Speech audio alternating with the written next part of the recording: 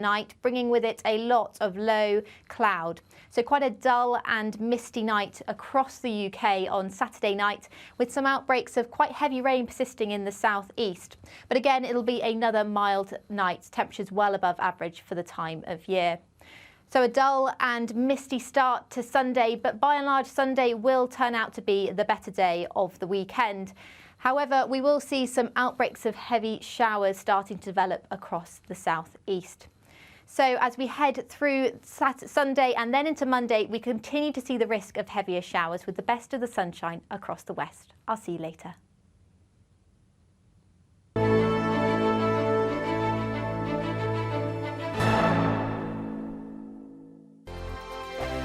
It's all about family, being in people's living rooms, all the interaction and getting to know who our viewers and listeners are. When I was young, my dad used to say, no, stop arguing. I wanted an outlet that would enable me to give my opinion.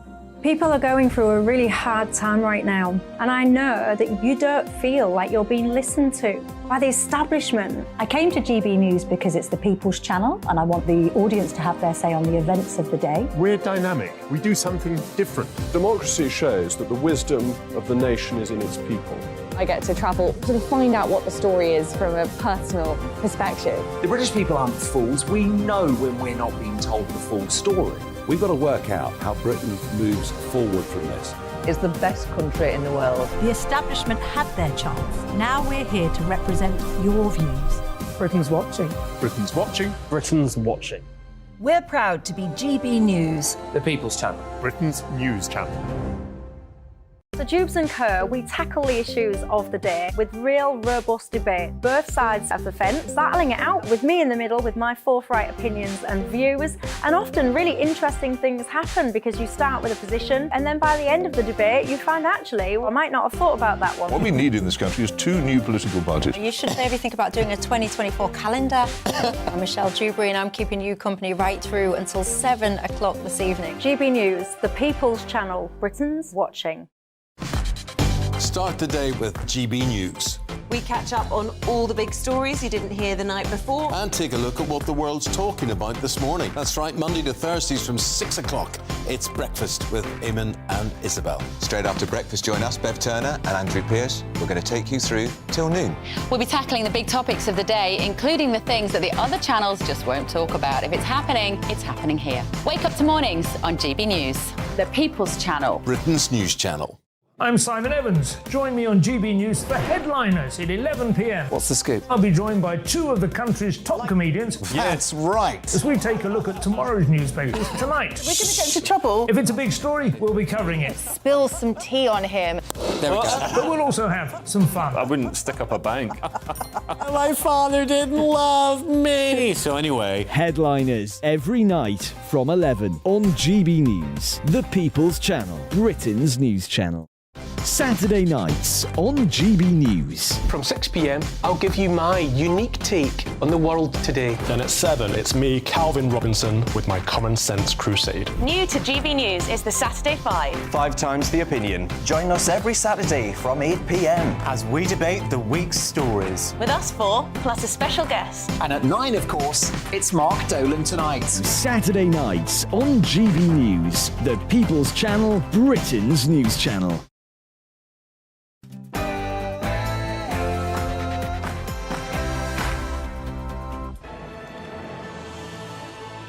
Good evening, fellow subjects. It is 7 o'clock and I am Laurence Fox. I am here live from Buckingham Palace, keeping you up to date with all the latest Coronation build-up. And having met some of the royal fans, the atmosphere here is wonderful. There is news around, so we will be looking at the England local election results with Professor Matthew Goodwin later in the show. That's all coming up after headlines with Bethany Elsie.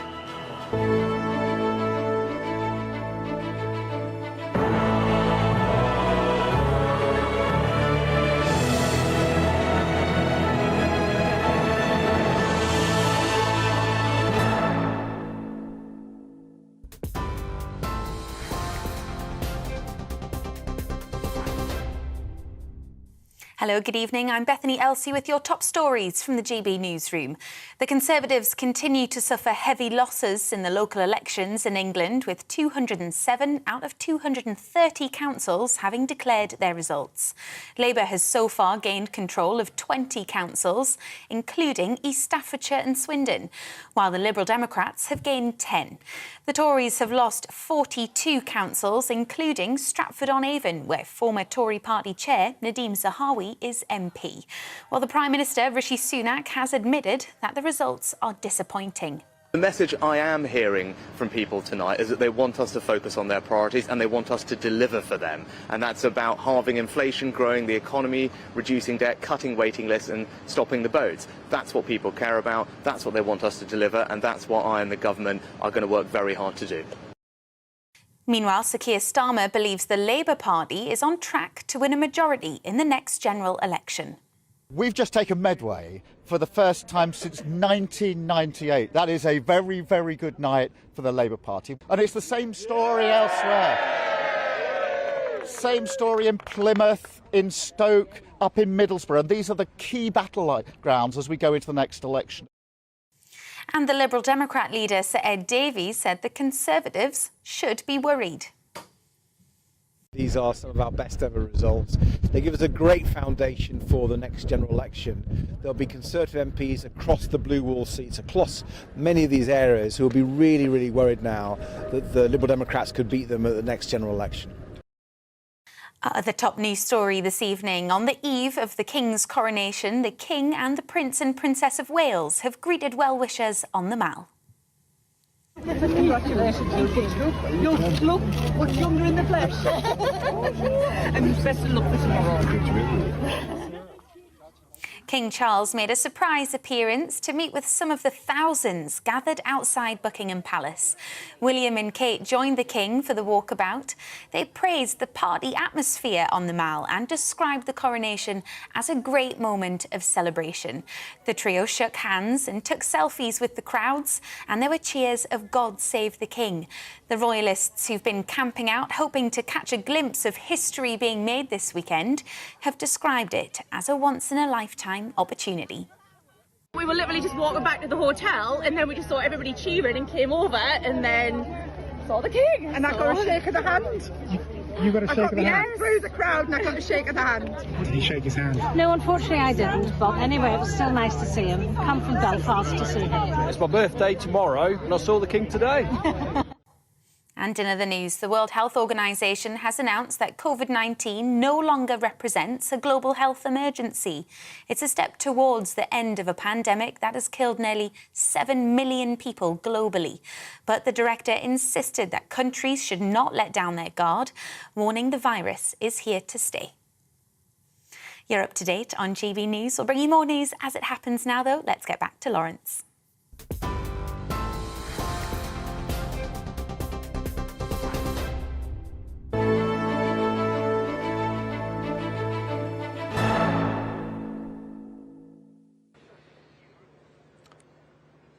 Hindsight is a wonderful thing.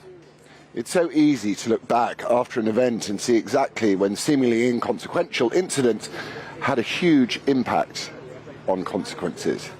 Now, everyone has the gift of hindsight, but perhaps a far rarer skill is foresight, an anticipation of how a series of seemingly inconsequential events can alter the future as we know it. Tomorrow, we will wake to a new dawn and a new king. Change met with both excitement and trepidation. I'm reminded of a poem called The Convergence of the Twain by Thomas Hardy, lines on the loss of the Titanic. In a solitude of the sea, deep from human vanity and the pride of life that planned her, stilly couches she. Steel chambers late the pyres of her salamandrine fires, cold currents thrid and turn to rhythmic tidal lyres. Over the mirrors meant to glass the opulent, the sea worm crawls, grotesque, slimed, dumb, indifferent. Jewels in joy designed to ravish the sensuous mind lie lightless, all their sparkles bleared and black and blind. Dim moon-eyed fishes near gaze at the gilded gear and query, what does this vaingloriousness down here? Well, While was fashioning this creature of cleaving wing, the imminent will that stirs and urges everything prepared a sinister mate for her, so gaily great, the shape of ice, for a time far and dissociate. And as the smart ship grew in stature, grace and hue, in shadowy silent distance grew the iceberg too. Alien they seemed to be. No mortal eye could see the intimate welding of their later history, or sign that they were bent by past coincident on being a non-twin halves of one august event. Till the spinner of years said now, and each one hears, and consummation comes and jars two hemispheres. Now many will eye this coronation with a sense of joy and anticipation, much as I imagine those setting off on the maiden voyage of the Titanic did, of new possibilities, great leaps forward in progress and modernity, of unsinkable ships, masters of all the oceans. And yet with hindsight we know that the Titanic was not indeed unsinkable, and in her vain glorious haste to set a record time to New York, those lacking in foresight determined that she would succumb to the overwhelming forces of nature. She had no answer to the spinner of the years. Now what one wonders, does the spinner of years have planned for this august event? An unsinkable king on his maiden voyage, so different from the humble, sturdy yet cautious vessel he replaces. Whatever your views on the monarchy, it is in times of rapid change that many find comfort in tradition and constancy. Hundreds of thousands will line the streets of London to watch this ceremony in awe and adulation, and others will have very, very different views, but that is Britain. We live in shifting tides. The strong, confident Britain remains, but it has been weakened from within, quietened slightly, as bad actors claw one-sidedly through our history to demean and decry the nation. A righteous self-flagellation is in process, and one hopes that with foresight, our future king is uniquely placed to unite this quietly unfurling kingdom, as his mother did so wonderfully before him. There are already positive signs. After all, a constitutional monarch relieves Britain from having to listen to some swanky little Napoleon like Emmanuel Macron. King Charles hasn't allowed the love of his life to be sidelined during these celebrations. Instead, she is front and centre to the proceedings, reflecting a modern Britain which recognises, upholds and affirms adult human females. King Charles has stood up to the whims of a demanding actress and her servile husband, despite a haranguing from the media. And in William and Kate we see a strong green shoots of hope and humble service. There is optimism in this green and pleasant land. And should he choose to, King Charles III could have the adoration and the love of the whole country. But he must choose. Like the Titanic, whether to arrive serenely into New York Harbor safely or to rush towards progress and meet a cold and bleak end at the hands of the icebergs which await him as he navigates the passage of his reign. King Charles is, after all, no Queen Elizabeth, the twinkle-eyed but tight-lipped stoic who steered us safely through those many years. King Charles is political and is progressive. One hopes that in modernising the modern monarchy, like a Titanic racing for New York, he doesn't sink it in the process. To navigate the icebergs of progress, he would do well to renounce his association with the World Economic Forum, to pledge his allegiance to his people and the nation rather than one to a world government, to promote meritocracy, to remind his people that they are in charge of their own destiny, not bad Bond villains in Switzerland. He should cease his forays into the arena of climate change. The climate has been so heavily politicised, and his impartiality in the face of this debate must be welcomed. If he does this, he wins our trust. It is with sincerest hope that our King uses his foresight and wisdom and, God willing, a long and successful reign. He has the nation behind him today. And if he is to chart a new course, as is his right, to do so with caution and respect for the 1200 years which came before.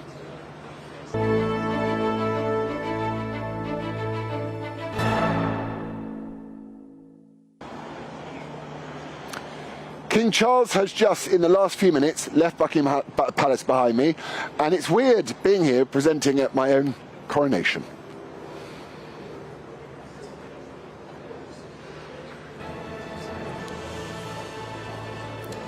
God save the King. Emily Ferguson is the digital royal editor for the Daily Express and is with me throughout the show this evening. Emily, obviously you weren't around for the last coronation. Who was? But tell us, how will tomorrow differ from the late Queen Elizabeth? So it's going to be very different to the late Queen Elizabeth. It's going to be a lot smaller in scale and in time.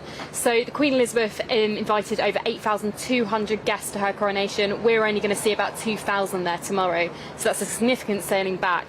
And also the timing is going to be very different. So the service last time lasted over 4 hours. It's just going to be 2 hours this time.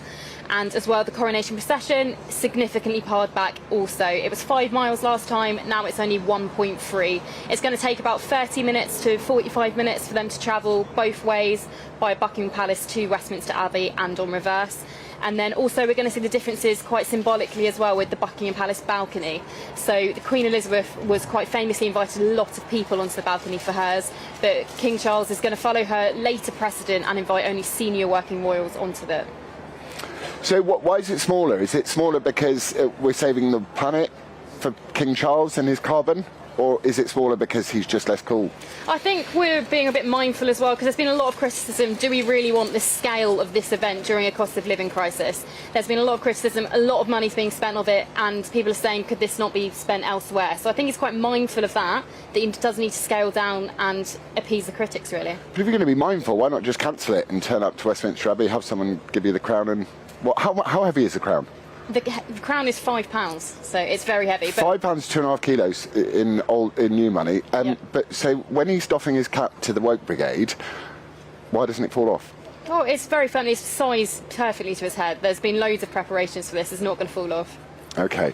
So tell me, are you a royalist? I am a royalist. Yes. Do you, what percentage of the people do you think are royalists? Well, there was a survey. A lot of people don't know. Just out here right now. I would say a good solid 60–70%. Yeah. I'm confident. Yeah. Are you sensing some Republican sentiment, or some, what's the point in what do you think the change is here? Because obviously Queen Elizabeth she's irreplaceable, really. She just dealt with it. But King Charles is, as I said in my opening, he is quite political. Do you think he's going to rein that back in, and he's going to be a bit more... I think we've already started to see a little bit of a shift, because in his 70 years waiting for this moment, he was very political. We all know that. But he knows very much that as monarch, you have to rein it in. Your job is head of state. He's leaving the politicisation to his son, Prince William. He's taking the mantle of environmentalism. But he still loves it. He's still very passionate about this cause. So he's not throwing it to one side completely. And there is criticism for that. And what do you think about King Charles, being defender of faiths rather than defender of the one true Christian faith? I think that's in keeping with 2023. There's not just one faith now. We're a multicultural society, and it's just reflective of who we are now, whereas we're very different to when 1993. Okay, so following on your logic of the fact that we're a multicultural, woke society, and King Charles is bowing his crown to them, if there was ever an example, and you believed in the divisive rubbish of identity politics, if there was ever an example of a privileged white male, surely King Charles is it. So why is he bowing to the woke mob? Well, he has to. He has to reflect society as it is. He is the pivotal person for us. He has to take every aspect of Britain and reflect it as much as he can. And so you talk about multiculturalism. I would say multiculturalism is a failure. Multiracialism is wonderful. I mean, multiculturalism is great in terms of food and stuff like that, but it's pointless to try and marry different religions and faiths into underneath one culture, which was built under a Christian value system. So would he be better to turn around and, instead of trying to appease the people that want to, diminish what Britain is and the values of Britain, would he be better to stand up and proudly state, this is Britain, this is what we stand for, and, come follow us and become part of our great nation? But that's not the role of what the king is. He shouldn't really be standing up to people. He is reflecting Britain as it is today. Well, he shouldn't really stand for anything, should he? He should be impartial and a constitutional monarch. So my thing is, he talks about uniting us through our diversity. And I'm like, how can you unite people through diversity? Because diversity is difference, isn't it? So How do you unite people through difference? But he's acknowledging those differences. If he was to just be the defender of the one faith, then you're alienating so much of society as it is today. So by trying to incorporate that a little bit, he's acknowledging that Britain is a very different place. We've got all these different religions, and they're a much bigger part of Britain and the world as it is now. And do you think that, do you sense that the country is behind him and that he's got a fair wind and sail behind him? He has. I think he does still have a lot of backing, but it has significantly dropped since Queen Elizabeth. As we've just been saying, she was our one true monarch, really. She was on the throne for over 70 years. Everyone knew and loved the Queen, really. The King hasn't quite got that standing as Queen Elizabeth does. It's going to take some time, but I think with time he will get more support going forward. And do you think he should... what I was saying, he's obviously got his own page on the World Economic Forum website, and he's very much into environmentalism, which is now a sort of religion and certainly a political movement. Mm-hmm. Do you think he would benefit himself and the country to step back from political posturing? Yeah, I think that has to be the way. That is one of his main criticism and has been for decades, really. His political involvement. I mean, it emerged 20 years ago about the handwriting, the notes that he gave to prime ministers, trying to influence policy. He needs to really rein that in. We are seeing a change, but I think he probably does need to step back a little bit. Just last month he gave a speech where he brought into environmentalism again. Again, he received criticism. For him to move forward, I think he does need to drop that to one side. Yeah, I mean, it strikes me that we're in a strange period in history, and actually a coronation may be a very unifying thing, but this idea that this constant haranguing of diversity and it being our greatest strength and all these things, actually our greatest strength as human beings is that we're all human beings, rather than diverse human beings. You put so much emphasis on diversity, but actually what unites us? And do you think he can gather us up? Because I think, my view, is he's going to have the nation behind him 100%. If he can ditch the politics, ditch the environmentalism, ditch the World Economic Forum and serve his people. Is that his job? It is his job, but I think tomorrow we're going to see just the amount of support that is behind him. There's going to be thousands of people here behind us. They're going to be flocking from 6 a.m. We've had people there for days, almost weeks, camping out. So I think that shows the amount of strength he has got for what he is doing now. What a poison chalice, but what an amazing gig as well at the same time. Anyway, now look, you are watching and listening to GB News live from Buckingham Palace. It's over there. Lots more coming up on tonight's show. Still to come, do the local England election results spell the beginning of the end for the Conservatives? And more coronation chat with the lovely Emily Ferguson, digital editor of The Express. Back in 3!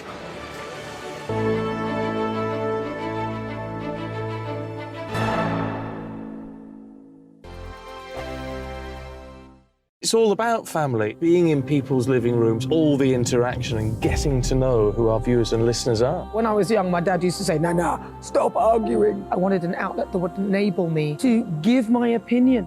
People are going through a really hard time right now, and I know that you don't feel like you're being listened to by the establishment. I came to GB News because it's the People's Channel, and I want the audience to have their say on the events of the day. We're dynamic. We do something different. Democracy shows that the wisdom of the nation is in its people. I get to travel to find out what the story is from a personal perspective. The British people aren't fools. We know when we're not being told the full story. We've got to work out how Britain moves forward from this. It's the best country in the world. The establishment had their chance. Now we're here to represent your views. Britain's watching. Britain's watching. Britain's watching. We're proud to be GB News. The People's Channel. Britain's news channel. So Jubes and Co, we tackle the issues of the day with real, robust debate, both sides of the fence, battling it out with me in the middle with my forthright opinions and views. And often really interesting things happen because you start with a position and then by the end of the debate you find actually, I might not have thought about that one. What we need in this country is 2 new political budgets. You should maybe think about doing a 2024 calendar. I'm Michelle Dewberry and I'm keeping you company right through until 7 o'clock this evening. GB News, the People's Channel, Britain's watching. Start the day with GB News. We catch up on all the big stories you didn't hear the night before. And take a look at what the world's talking about this morning. That's right, Monday to Thursdays from 6 o'clock. It's Breakfast with Eamon and Isabel. Straight after breakfast, join us, Bev Turner and Andrew Pearce. We're going to take you through till noon. We'll be tackling the big topics of the day, including the things that the other channels just won't talk about. If it's happening here. Wake up to mornings on GB News, the People's Channel. Britain's news channel. I'm Simon Evans. Join me on GB News for Headliners at 11 p.m. What's the scoop? I'll be joined by two of the country's top comedians. That's right. As we take a look at tomorrow's newspapers tonight. We're going to get into trouble. If it's a big story, we'll be covering it. Spill some tea on him. There we go. But we'll also have some fun. I wouldn't stick up a bank. My father didn't love me. So anyway. Headliners every night from 11 on GB News, the People's Channel, Britain's news channel. Saturday nights on GB News. From 6 p.m, I'll give you my unique take on the world today. Then at 7, it's me, Calvin Robinson, with my Common Sense Crusade. New to GB News is the Saturday 5. 5 times the opinion. Join us every Saturday from 8 p.m. as we debate the week's stories. With us 4, plus a special guest. And at 9, of course, it's Mark Dolan Tonight. Saturday nights on GB News, the People's Channel, Britain's news channel. It's Coronation Eve and the countdown to the biggest constitutional event of the century so far. And on Mark Dolan Tonight, we've got ringside seats live at the Palace with top pundits, royal biographers and the best journalists in the country. So bring a bottle or maybe even a flag and I'll see you from 8 till 11 on GB News.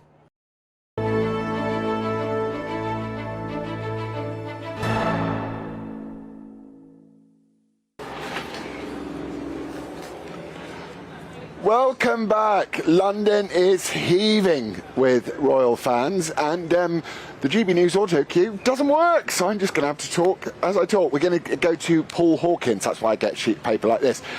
Is Paul there? Paul? Laurence, yeah, we're down No, at the it's mall not. where it's getting busier and busier throughout the day, to be honest. Earlier today, definitely the highlight, of course, the King turning up on the mall, and then Kate and William as well. There was a lot of excitement. It's quite funny, actually, at the beginning of the day, there were all these dignitaries and important cars putting up, and everyone was getting their phones out. By the end of the day, people were just moaning about it because it was more of an inconvenience, because it meant that people couldn't get round, because obviously as the cars come through they have to close all the crossings, which holds everyone up, just like everyone's being held up here actually at the moment. So people finding the dignitaries' cars actually a bit of a nuisance right now, but that's okay because people are in good spirits from all over the world, all over the country. Let's speak to some of them now. Hello guys, what's your name? Hi, I'm Sophie. Sophie, where have you come from? Come down from Epsom in Surrey today. Okay, not too far. Why did you feel you have to be here? Well, it's a day of history. Obviously, we've done the Queen's funeral, and you know we just want to be here for this specific day. It's an occasion where everyone's coming together to celebrate a bit of British history, really. Yeah. And we want to be part of it. Yeah. What have you seen today? We saw King Charles go in and out. Did you get close? No. Okay. Just up to the barrier and saw the That's car. pretty cool. Yeah, that's got to be a highlight, right? Well, we're seeing better tomorrow. Yeah, hopefully. Yeah. What bit are you looking forward to tomorrow? Just watching the procession, seeing the coach, and just the atmosphere, really. Yeah. What is it about these kind of occasions, though, that really is exciting for you? I know we talk about it being British and full of pomp, but what is it about these kind of... Humanity. Oh, really? Okay, can you expand on that? Yeah, I literally met these guys at the funeral, at the Queen's funeral. There's another 7 arriving, and we literally become friends from the funeral. So you all met, that's fascinating because... All from the funeral. Because I know down there was another group who also met at a funeral and then created a WhatsApp group called the Queen Elizabeth. Did you do the same? It was called the funeral group, and now we've changed it to Charlie's Coronation. And have you guys stayed in touch since the funeral? Yep. Yes. And one of our friends has actually flown in from LA. So when we say it brings the country together and it's come together, literally, this is the best example of it. It's amazing. Together. Yeah, we've got the like world. a whole new group of friends now. Yeah. So, and like next year, we're saying we're all going to meet up and do something all together in London. There's no jubilee, no coronation, nothing. Hopefully no funeral, hopefully. But yeah, we're going to keep in touch, and we've all come from different parts of the country. Lorraine's come from Eastbourne down the coast. We've got people coming in from Yorkshire, Stansted, Southampton, LA. So they're coming from all over just to come here, and we're all gathered together and meet up. So yeah. Any specific part of tomorrow that you're looking forward to? The ceremony, the procession, anything in the procession? The procession, I think, is going to be amazing. The gold coach. A lot of people have said that, haven't they? I want to see that one. Would you like to go in the gold coach? Because I heard it's not a very comfortable ride. It's proper bumpy. With the potholes nowadays, you know, it's not good. Yeah, exactly. Yeah, I'm used to the bumpy ride. If you see Michael, listen, thanks for speaking to us. Really appreciate it. Cheers, guys. Enjoy tomorrow. Yeah, really appreciate it. Thank you very much. Yeah, so that gives you a little flavour. And as I say, we've heard that a lot. That a lot of groups of people met during the funeral. They've stayed in touch and they've come together again for the coronation. So a real tangible example of how these kind of big national events, especially when they're around the monarchy, have brought people together. Yeah, and also I was listening to stuff about potholes, so it means royalists are based. Now, Paul, tell me, speaking of visiting dignitaries, have you seen a orange-haired dignitary? Perhaps a son of the king? A son of the king? No, I haven't. No, to be honest. I do know that a few people with orange hair have been mistaken for the son of the king, so I've heard. Right, but overwhelmingly the atmosphere down there is happy and go lucky, and we're excited about the coronation to come. Yeah, that's absolutely, yeah, real sense of community, a lot of positivity. People, it's quite funny, I was talking to a couple of people on the other side of the road, and someone stopped them and said, excuse me, are you the Texan ladies? And they went, no, they're 3 trees down on the left. That's the extent of the familiarity that people have with one another now, knowing people by names, knowing people by where they come from, and kind of referring to them as if they were next door neighbours. Kind of like temporary community that's sprung up along them all. So it's really good to see. Whether you're a fan of the monarchy or not, that's got to be a good thing. And forgive me for asking like really boring practical questions, but where does one commit one's ablutions or brush one's teeth when one is in a tent on the mall? Well, you know, take your pick. Some people are going without and just not doing it for a few days. I know a lot of people are sleeping in chairs. You can pop to. There are toilet facilities available that you can go, or you know, just grab a bottle of water, swill it around in your mouth, brush your teeth that way.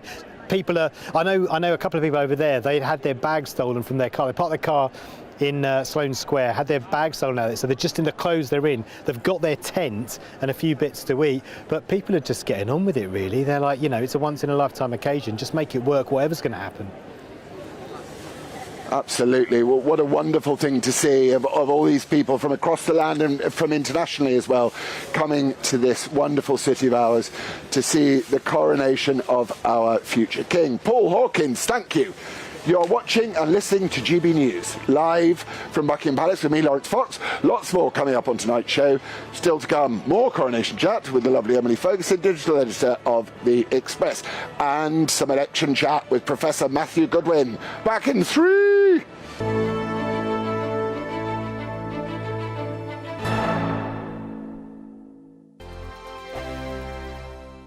I joined GB News because I was sick and tired of not hearing my views being represented, not just mine, but so many people that I knew and spoke to. I just couldn't get my voice out there. I couldn't say anything, I couldn't do anything. Whatever the narrative was, I kind of had to follow it. GB News is there to provide a voice for those who have been ignored by the establishment media. We think different things, we've got a different style. GB News is here to be optimistic and positive about the future. It's real kind of dynamic and flowing, with the audience very much at the heart of it, like a big family. Here at GB News, we talk about the things that matter to you. Hearing the voices from right across our towns and cities, especially our towns. All sides of the argument represented with a heavy dose of opinion. We're on a mission here to make a difference. And the GB News family really is here for you, and whatever time of day you can watch or listen. Britain's watching. Britain's watching. We're proud to be GB News, The People's Channel. Britain's news channel. Westminster is going around in ever-decreasing circles, followed by the media. Britain is broken. How on earth did we get into this mess? But more importantly, how do we get out of it? Join me at 7 p.m, Mondays to Thursdays on Farage, here on GB News. We will have open, rational debate. We've got to work out how Britain moves forward from this. Join us here on GB News, the People's Channel. Britain is watching.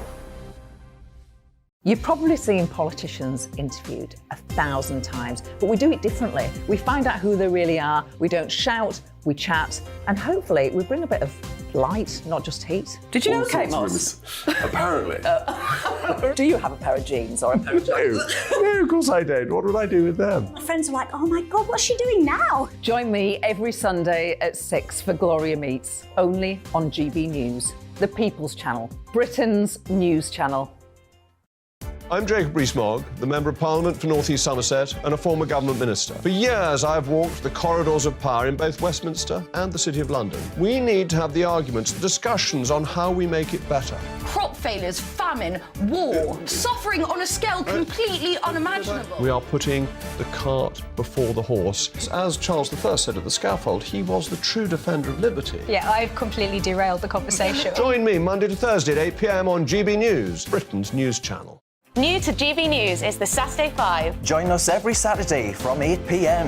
as we debate the week's stories. Right, folks, that was a spicy one, wasn't it? With us 4, plus a special guest. Sometimes she has to stick her foot in it. Sometimes she has to say things as they are. Sometimes I think we should keep the refugees and send the pensioners to Rwanda. Then we'd be in a much better state. Well, Benjamin, that is... The Saturday 5. Saturday nights from 8. Only on GB News, the People's Channel. Britain's news channel.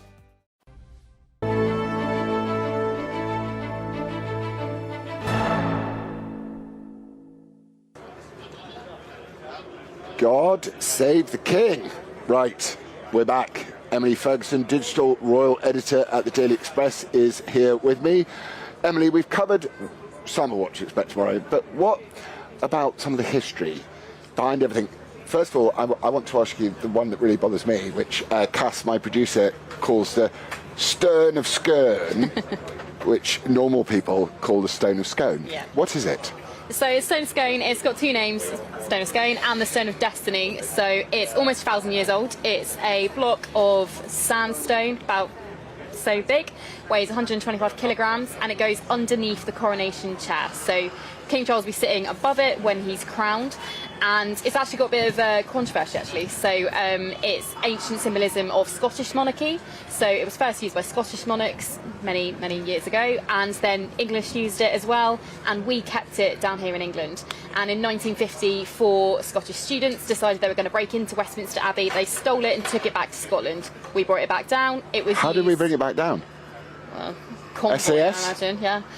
We brought it back down, was used for 1953 coronation of Queen Elizabeth, stayed here, but in 1996, being our diplomatic queen, she decided, along with John Major, that it was going to return to Scotland and has done ever since, and it's been brought down again today for tomorrow's coronation.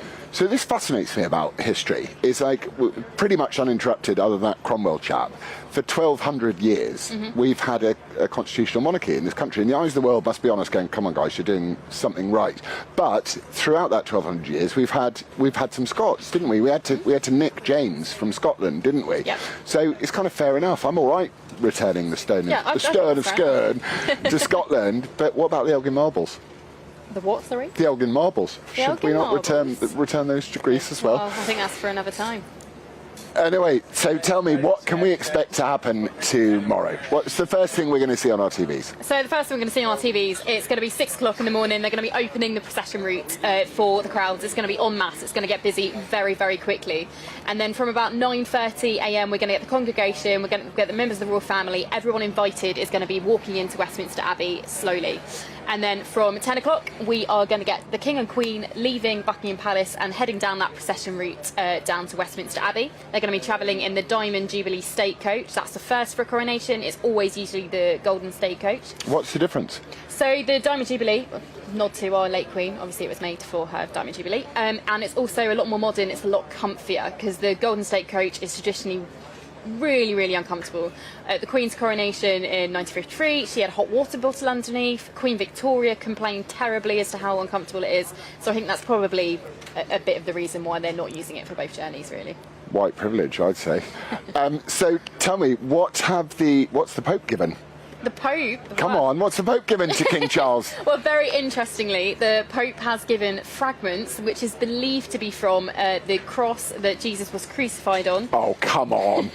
So these tiny little fragments, they're only 1 centimetre and 5 millimetres, and they're going to be, they're put on the Wales cross that's going to be used for the King's procession. They're so small, we're not going to be able to see them. We're not going to get to see the fragments of the cross I'm sure that the Christ was cameras will crucified zoom on. in, but it's going to be very, very minute. Where's he been keeping those, the Pope? In his bedside table? Yeah. No, they've been locked away. And what roles do we expect for Prince William, the one that we dare not speak his name, and the rest of the royal family?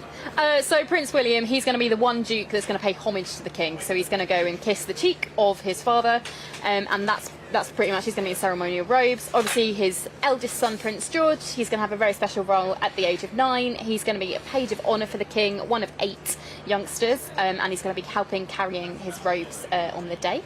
And then the man we have questioned, Prince Harry, he will be there. He will be arriving. Wait, you said he will be there. You keep saying this with a very, very there. Yeah, but the more emphatic you are about it, do you know he's here? We don't know 100% for certain, but he will have arrived today. He's not going to leave it to the last minute. He will have arrived today, but unfortunately it's not been pictured. We don't know 100% for certain. But So you don't want to make a little bet now as to whether Hazard's going to be there? He's there, 100%. He's here, he'll be there tomorrow. OK, and what role will he play in the ceremony? He will have no official role. Oh, that's... He's not a working royal anymore. Do you like King Charles for putting him and his missus in place? What do you think about that? I think that's quite cool. I feel quite upbeat about it. And I quite like, I tell you what, sorry, this is windy. I really like the fact that the Queen Consort is really held in such high regard, because it would have been very easy, and I imagine the establishment would have tried to sort of sideline her in a way, wouldn't they? So I think it's such a great testament to modern Britain that we are, that she is as important as him. They're a union, and that's very important. Yeah, 100%. I mean, it's taken 20 years to get here. Like 20 years ago, it would have been unimaginable for Camilla to be crowned alongside Charles. So we've really come a long way. And obviously, after the coronation, she's going to be Queen Camilla. She's not going to be Camilla Queen Consort. When they first married in 2005, they said it was going to be Princess Consort. So we've really moved ahead. And other than trying to get a picture of Prince Harry, or not Prince Harry, he's Duke of Sussex now, pause. Okay. Other than that, what are you going to be doing for the weekend? What am I going to be doing? I'm going to be stood behind us right here. I'm going to be getting. Have you got a special pass? I've got a special pass. I know. Can get a special pass. And will you be cheering loudly? I'll be cheering. I'll probably be shedding a few tears. To be honest. What about the carriage after? The carriage on the way back? Yeah, carriage on the way back. So they'll be leaving Westminster Abbey at approximately 1 o'clock, and they'll be in the Gold State carriage, as I mentioned before. The uncomfy one? The uncomfy one. But it looks magnificent. Have they upgraded the suspension? Oh, you'd hope so, but it is very old. Come on, carriage privilege, honestly. Right, well, look, up next, you went to the polls yesterday, and you cast your votes. Expert analysis from Matt Goodwin, coming up.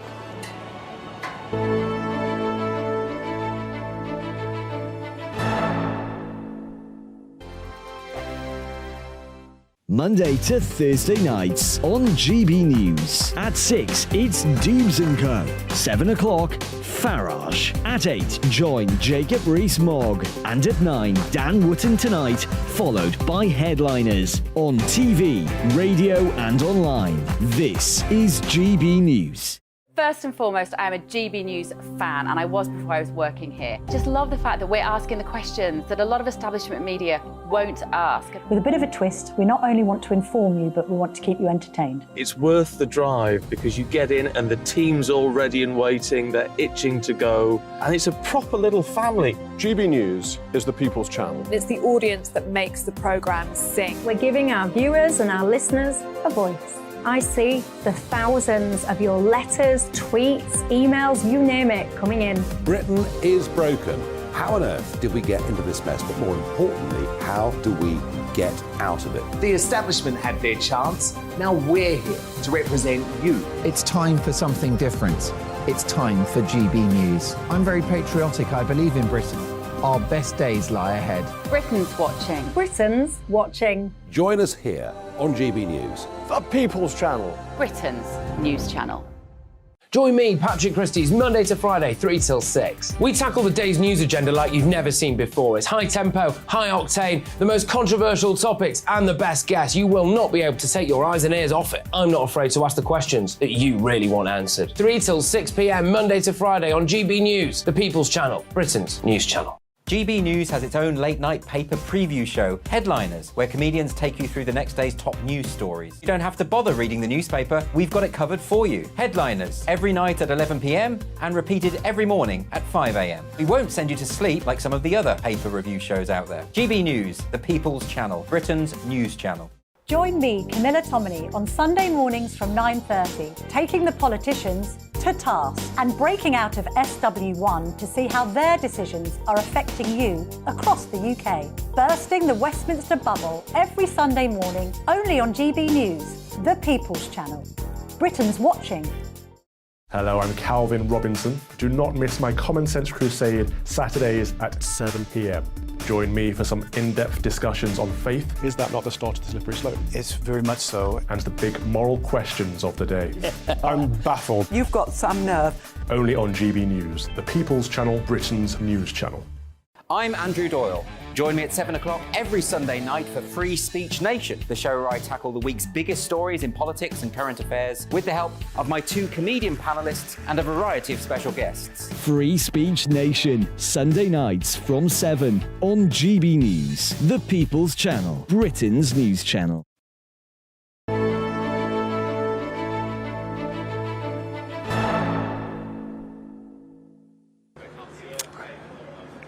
Yes. I know the coronation is extremely exciting, but there is other news out there, surprise it or not. And I suspect the Tories are hoping the coronation will cover them from their local England election results. Prime Minister Rishi Sunak has acknowledged that some disappointing results, but insists the Tories are making progress in key election battlegrounds. Whilst Leader of the Opposition, Sir Keir Starmer, parties on course to win the next general election. We're doomed.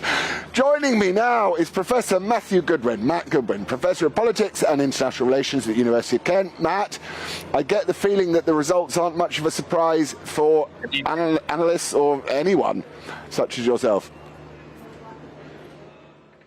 Yeah, well, absolutely, Laurence. Look, here's the key story. Essentially what's happened is that the Conservative Party is now getting hammered on 2 flanks at the same time. It's losing a lot of ground in those pro-Brexit red wall areas in the industrial heartlands, and it's also losing considerable ground to Labour and the Lib Dems in parts of southern England. And what I would argue, Laurence, is that this really reflects a simple fact, which is that the Conservative Party, ever since the Brexit referendum, has never really made a choice when it comes to what kind of party it wants to be. It's never really given those pro-Brexit voters what they wanted to see. It's given them record immigration. It's never really spelled out the benefits of Brexit. It's never really reformed the economy. But it's also antagonised and alienated many of those Remain voters in the big cities, the university towns, and increasingly the areas surrounding London in the commuter belt. So what we're seeing here, Laurence, is essentially a pincer movement that's now taking place. And to put this in context, really the last time the Conservatives have suffered losses on this scale, about 1,000 local councillor losses, more than 40 councils gone, you really need to go back to the pre-New Labour years in the 1990s. So there's no ducking the fact that this is a very bad night for the Conservatives. There are lots of disillusioned voters out there. There are lots of people that are fed up with politics, that are looking at Rishi Sunak, and also, by the way, Sir Keir Starmer, who's not yet in majority territory, and they're just fed up with all of them. So essentially what we have, what seems like is a Conservative Party with it having an identity crisis and a Conservative in name only party. So one would think, logically, that there would be an insurgent party to come into that. But what are the results for Reform UK in these elections, Matt?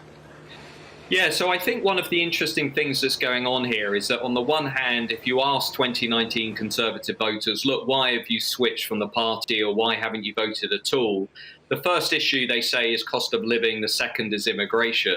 So there's definitely a lot of space in British politics for parties that are taking the Conservatives on those issues. I think the problem, particularly for reform at the moment, is that lots of voters don't really know what reform is. Lots of voters don't really know who the leader is. They've not got that visibility that you did have, for example, in the era of Nigel Farage. There's also, I think, a general sense of exasperation and disillusionment with the country after more than 10 years of Conservative rule. I think people have been worn down by many of the things that they've experienced with public services and so on. So I think underlying all of this is a general sense of apathy. And you can see that in the Labour performance. I mean, look, no matter what Keir Starmer and the Labour Party are saying today, the blunt reality is that they don't yet have the numbers to get into majority power. They're a little bit short. They're about 9 points ahead in the national vote. They really need to be 12, 13 points ahead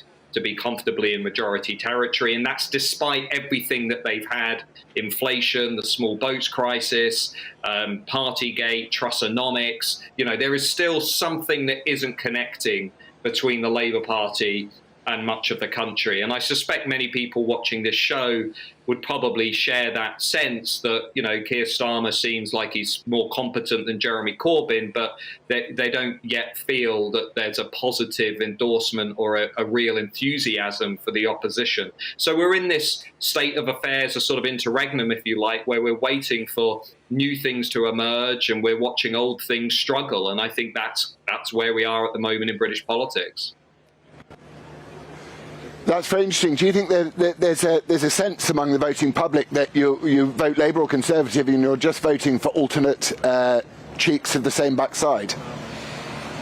Well, there's not really that much between them. I mean, if you look at the new consensus in British politics at the moment, you know, what is it? It's comfortable with large-scale immigration, you know, talking about a big state, throwing more money at public services, not talking that much about reforming public services. There's not really that much between Labour and the Conservatives when it comes to economic strategy, industrial policy, education. I mean, you know, the differences are fairly small compared to earlier periods in British politics. And I think when you look at those 2019 Conservatives, Laurence, you know, a lot of those voters were, you know, hard workers, technicians, electricians, plumbers, had often not passed through the universities, working class. Those are the voters that have really abandoned the Conservatives in those northern areas. And what do they want? You know, they want less immigration. They want Brexit to be much more than it's currently envisaged to be. They don't want this London-centric economy.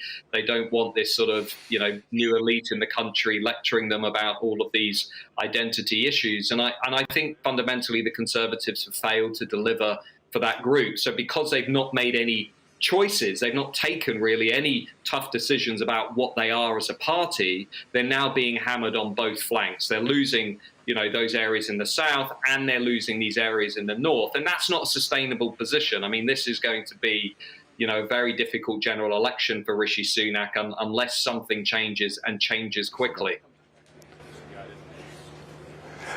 So what are Labour going to win the next general election, do you think? And does Rishi Sunak have to call it immediately or within the next year? Well, I imagine Sunak's going to push it back as late as he can, probably to November 24. If you take all the numbers that we've got from these local elections, Laurence, and you applied them to a general election, and obviously take this with a pinch of salt because, you know, things change. Inflation will come down. You know, we will see the economic environment change over the next year. But what you'd be looking at is a Labour minority government or a Labour-led coalition, some kind of hung parliament territory. And of course, for the Conservatives, it's majority or bust. Nobody's going to work with the Conservatives like we saw in 2017 and so on. So I think what we're heading towards currently is a messy hung parliament, but with Labour as the largest party. And Rishi Sunak will be hoping he can change that and change that quickly over the next year. But as I say, I mean, you know, you look at the immigration estimates, you look at how stubborn inflation is. You look at the NHS and the scale of the backlog.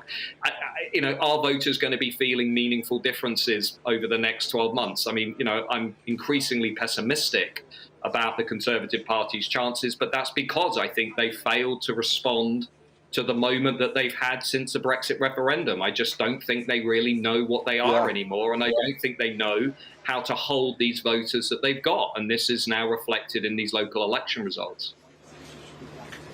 Absolutely, Matt.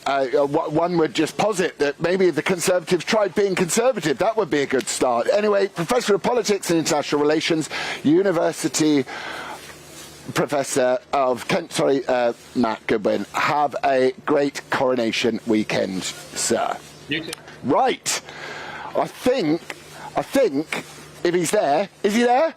Mark, get in.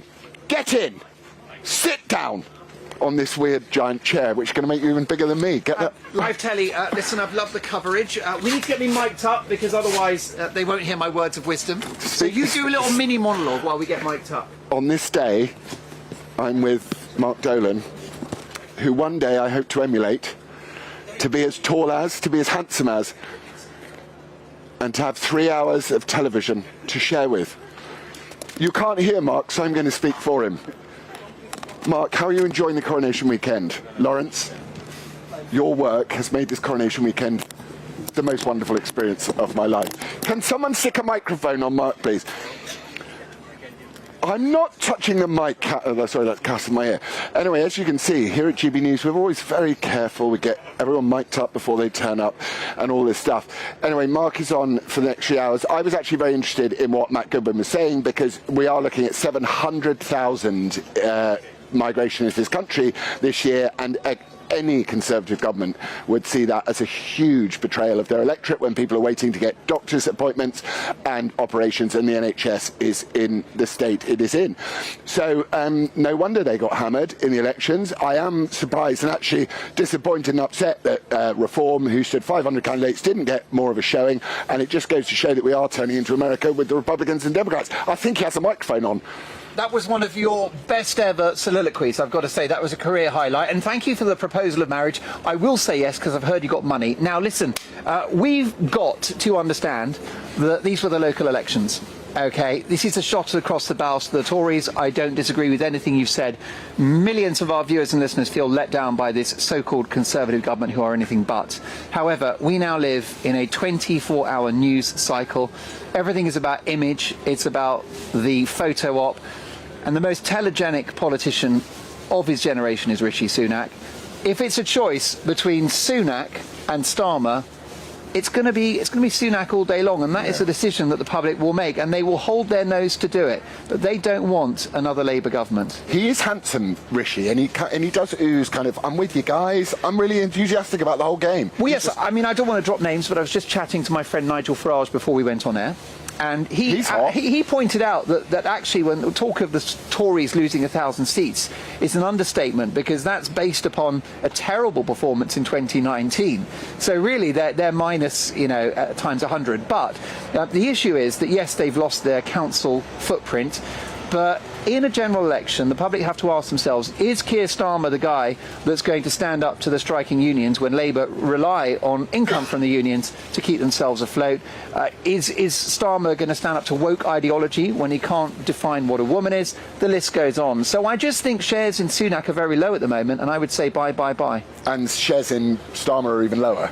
Almost. Well, I mean, I don't think it was Why didn't Reform score? Why don't people vote for these insurgent parties? Tell me. Well, it's a huge problem, and I'm undecided about whether we should have proportional representation. But at the moment, with first past the post, a vote for any of these smaller parties that have a lot to commend them is a wasted vote, and that's how the public see it. At least he's got a bank account. The government won't let me have one.